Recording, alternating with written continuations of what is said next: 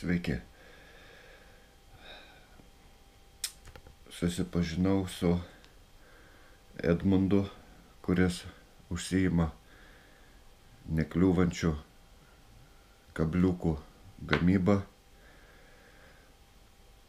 Man labai patiko, išbandžiau įvairiausiuose giliuose ir net 20 cm gilį tarp žolių šitie kabliukai neužsikabino už žolių. Nu va, tas leido pagauti keletą lydekų per vieną kartą. Šitie kabliukai dedasi truputį kitaip nei įprasti galvakabliai. Pamatuojamas iš pradžių atstumas, kas kaip čia stovėti turėtų. Va, po to atsimatuojam, kaip čia turi būti ir perveriam su kabliu. Po to pasižiūrim šitas galas, kaip čia bus. Panašiai šitaip turėtų būti. Ja.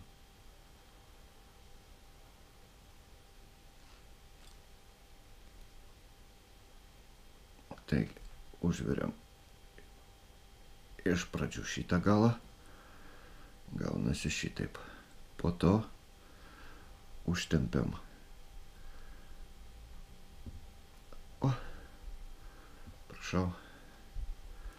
Labai paprasta, lengva, netgi dėti paprasčiau, man paprasčiau ir lengviau nei galvakablius įprastus. Va. Edmundas dar atsiuntė man pavyzdžių su va jo išlydytas griovelis. Matyt, dar mažiau kabinas, nors ir šiaip jie nesikabina. Va, čia vėlgi išlydytas griovelis. Aš esu labai laimingas, kad susipažinau su Edmundu ir greičiausiai, kad paprastais galvakabliais nebežvejosiu. Nes kiek turėjau kibimų, tiek pagavau lydekų. Labai gerai dirba, labai gerai veikia. Jeigu norėsit susisiekti dėl tokių galvakablių, galit man parašyti. Arba susirasti Facebook'e Edmundas Liubinskas. Ačiū už dėmesį.